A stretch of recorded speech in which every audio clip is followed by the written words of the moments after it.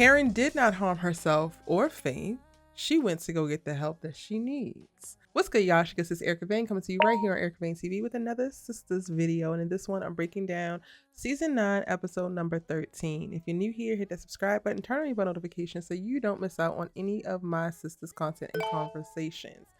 And y'all, the episode was not as bad as I was expecting. I was preparing myself, embracing myself for the complete and utter worst, the absolute worst. The way that we are finding Karen only at a support group for women who have lost children, and then come to find out there's 2 other women who have lost children at the hands of Dr. Cruz, also in the support group. And that's where she felt like she had to walk to. She had to leave her phone. She didn't wind up leaving that note. That was just a note that she wrote to herself, maybe like a little mini journal entry, because that's something that was in her mind. And then she realized that she actually needed to go get help. I think that they really strung this together, this plot, with shoestrings and gum. But I'm going to go ahead and accept it because it could have been so much worse. By the end of the episode, we're at a place where her and Aaron are in conflict, and are in tension, and she is saying that she wants to move. Even that is so much better than where I thought we were going to go. I thought that we were going to go well off the deep end, just jump off the cliff of like, Aaron hates this. She disappeared with the baby. He's going to get some stuff written down legally. He don't want to be with her no more. Like, I just thought that they was going to drag it to hell because they tend to drag Karen's ass to hell. So this is not actually that bad. I also think like, and this is not even no shade, because I think Maggie wrote this episode. This is not even no shade. I think that she didn't have a ton to work with, and she's trying to pull a bunch of things together to make it make sense.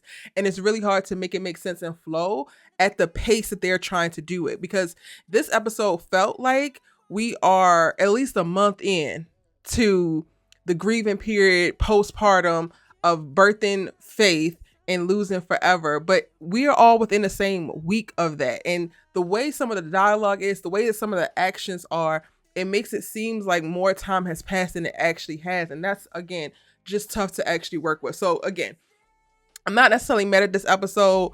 By the end, Karen wanted to leave Atlanta. I don't blame her for that. When listening to it play out, and like, I'm actually glad that they had Aaron push back, because he is in a trick bag. He is in a tough spot.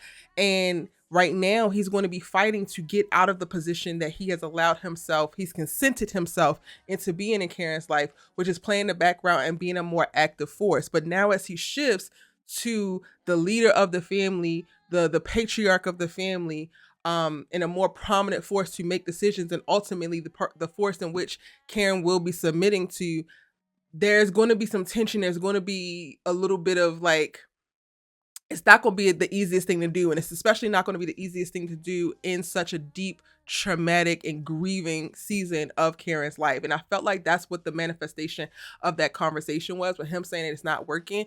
I wasn't mad at him for saying it. I just also feel like the timing is just so tough, because she's going through so much. And had Forever not passed, none of this would be a conversation. None of this would be a problem. She just would not be making certain decisions. She wouldn't be having certain feelings. She wouldn't be taking certain actions. And grief is a driving force for her in so much. And when you take into consideration their past, the grief portion that they're in right now kind of deviates a little bit, but then also still puts him in a place, because he has had to chase Karen for quite a while. He has had to play the background. He has had to be passive to ultimately get to where he wants to be. And it was very powerful. So there was a couple of moments where I was like, okay, Maggie, that pen is pushing, because him talking about him having to beg and chase his own damn family, I was like, well, shit, he ain't lying. That is something that he should not have to do. And yet still that is what he's having to do. So overall, what we got to see with Karen, I'm not necessarily mad at. I also don't think that they made 100% sense about why Fatima was the one that got called. But I think that they were stretching and reaching as far as they could to make the whole she trusts her because she's the one who took her to the hospital. But the problem with this is, if y'all are not going to circle the block and have Danny drop off that tidbit of information that Fatima disclosed, whether by accident or on purpose, then y'all pushing Fatima to be Karen's confidant, to be the person that Karen goes to at the time where everybody's searching for her and nobody can find her, but Fatima is the one resource, then you're actually not being truthful and authentic in this storytelling. If that part doesn't come out and then they have to wrestle with that as they are becoming closer, as Karen is leaning more into her trust, as Karen is building up additional bonds and ties to this woman who is carrying certain feelings tied to the same traumatic moment that has upended her whole entire life. If y'all completely skip over that, then I know for a fact that you don't like Karen, and I know for a fact that you're prioritizing Fatima, and I know for a fact that y'all asses are not prioritizing actual authentic storytelling. Because this, for me, feels like a setup for when that information comes out to make it the most impactful that it can possibly be. If that information is never going to come out in any regard, Karen could have called a stranger. Karen could have called somebody that y'all randomly found. Karen could have stumbled upon Miss Brenda, and Miss Brenda could have been the one that brought her home. Fatima would have never even needed to be involved, and you would still have all the conflict of Zach leaving and her getting up in the middle of the night and seeing that Zach is gone and blah, blah, blah, blah, blah, because they are at odds. They having a little cold war in the house, which I'm going to get to. But that has to come out. How Fatima feels about Forever and how relieved Fatima feels, while also still showing up as a pillar of support for Karen, and the conflict that is there. Because I also don't believe that either one of those feelings are ingenuine or disingenuous. I do believe that she is going to show up for Karen as best as she can, whenever she can, especially when Karen calls in a time of peril, as she did. I don't think that she was faking in that. And she's also relieved that this baby is no longer here. That is a conflict that needs to be presented. That is something that needs to be grappled with. That is something that needs to come up, and a conversation needs to be had, and it needs to be worked through. We're going to see. Who knows by the end of the season if that happens. And ultimately, that would, I guess, send her and Karen back into a space of not actually being friends, which I'm not actually mad about. I don't want them at each other's throats because I'm over the Karen versus Fatima of it all. But I do, again, think that needs to come out. Point blank, period. Zach and Fatima.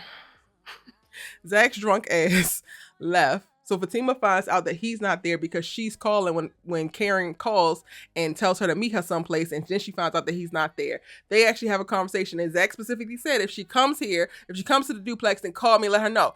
She didn't come to the duplex. So technically, she's not lying. And this is why y'all are never going to be able to piss on my leg and tell me that it's raining in reference to saying that this relationship is a healthy ass relationship, because all of the semantics and technicalities that they operate in, all of the I gotchas, the tit for tat, and the you did this so I did this, nothing about it is healthy at all. Zach is spiraling not only from the grief of losing his child, but the jealousy of all these other men sniffing around you because he believes himself not to be good enough to actually have you. And instead of reassuring him in this relationship in a real way and not creating additional circumstances for this jealousy to breed and spread, because you know that he don't have any type of emotional or mental control or stability around that particular flaw within him, you allow these people to do these things to egg this on, because what? Your ego gets stroked.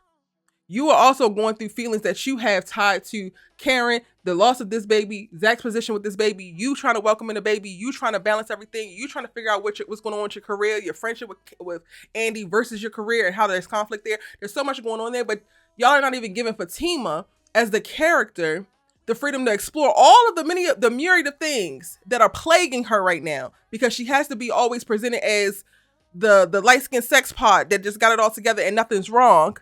So then we see these going nowhere as back and forth Cold War battle that's happening at the duplex between Zach and Fatima, because he feel like you should have communicated. She feel like he should have communicated, when at the end of the day, both y'all asses is wrong. Did wrong. And Fatima, honestly, I'm still leaning to you being a little bit more dead wrong, because his damn daughter's dead. Still. And we ain't addressed that because we're already too busy into the damn jealousy of it all, behind a goofy ass basketball player with no situational awareness. Huh? Daniella can't step your ass up because you tired of fake friends. You tired of fake friends. You want Andi to align herself with some truth, and you're tired of fake friends. Did your friends know that you're engaged to a bum that's trying to move into your house? I'm sorry, your studio apartment. Do your friends know that you're too busy committed to faking this relationship that you're absolutely miserable in, just so that you can look a little bit more stable and you can be able to position yourself on this goofy ass pedestal that you seem to have valued so damn bad, and come over and preach to them about their damn lives? Did your friends know that? Since we're talking about truth, since we're talking about fake ass friends, does Karen know that Fatima confided in you that she's relieved that Forever is dead? But we're supposed to be talking about truths. You want everybody to come out and be transparent and honest with every single thing that they hear, see, think, and do. Shut your hypocritical ass up, Daniella King. That's all I got for you. Sabrina, girl, moving on. Andy. I was trying to figure out if Andy was jealous that Karen called Fatima, because she's like, if you would have called us, we would have been there. I'm trying to figure that out. That's not really clear based off of what they gave us. But Andy, you're doing everything that you possibly can do, and you are going to need to lean into whatever the decisions that you make, however you're moving, whatever you're doing and not doing, whatever you're saying and not saying. That is what the hell you said. That's what you didn't say, and let it be that. Because whether it's Daniella or the sister circle as a whole trying to make you be something that their essence is also not being, you need the thing that Andy needs to learn in this season is to be able to stand on her own too and stand on business about whatever the hell it is that she wants. Karen didn't call you, okay, but she called somebody. You are fighting tooth and nail. Your job is about to be on the line to try to bring a monicum of justice to her and her lost baby girl. You can't fight every single battle. You're not going to be able to be at the front lines on every damn front line. It's way too many battles, way too many fires. Fatima got it. Fatima brought her home. She's absolutely okay. Do I think it was right for Karen to disappear? Absolutely not. Girl, left your phone. Don't even send a text. But again, I'm chalking that up to the poor right in how they disregard Karen. How do I feel about Karen wanting to leave ATL? I love it. I don't want her to leave the show because for me, that is why I watch. But that feels like a very authentic and organic decision that would be happening for a woman experiencing the things that she's experiencing. Get your man and your baby. Go get your house somewhere with some land and be free. I absolutely love it for her. What else happened in this episode?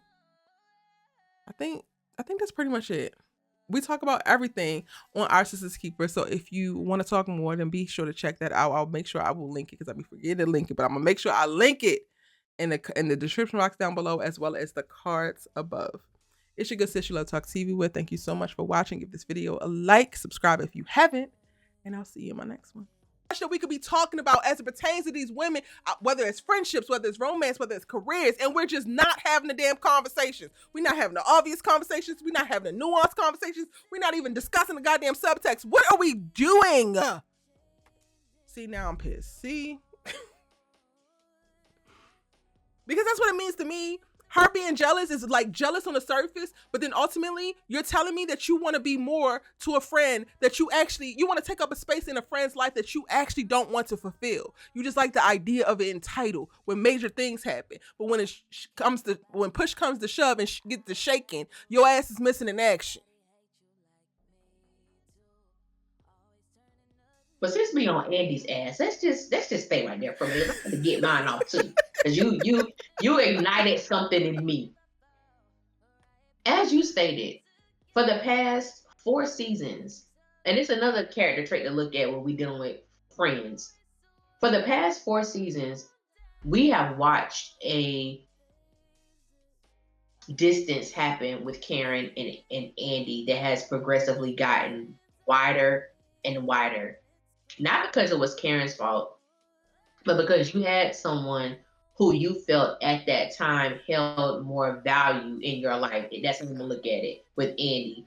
Fatima was your bodyguard. Fatima was your personal assistant. Fatima was your protector. All of these things that was packaged with Fatima being in your life. And you felt that was more, to me, powerful than having someone who been down for you and loyal to you for years. And you didn't have a problem doing it. Even so much so stated that Karen owed you an apology after you intentionally withheld information from her, which caused Zach to come and interrupt her date with a man, put his nasty ass hands on her, and you feel that you're owed an apology. I could be friends with both of y'all. But see, it was cool when you were in the center. It was cool when you felt that Karen was vying and, as you stated, begging for you to choose me. I've been with you this whole time. I want you to choose me. And you proved over and over again why you wouldn't, and you didn't. But now that you and Fatima are on the outs. You feel the distance there. Now you want to be in the center of Karen's life again. You want to pick up that position that you purposely put down. I wouldn't give it to her. I wouldn't give Andy the satisfaction because, like I said, you have proven just how easy it was to put Karen on the back burner. Yep. That for me, especially because of the way the show was in the beginning, how Karen and Andy were so close, they told each other everything, and Andy progressively distanced herself from Karen during that time, and it was horrible. But that's your girl, that's your homie, and she's done nothing to you. And I could even see if you said, well, because this is happening, this is what I'm going to do, and Andy would use Zach, but you're not changing the dynamic with your relationship with Fatima during that time. Nope. So no, yeah, Karen don't. Nope. But baby, that look on Andy's face was all the satisfaction I needed.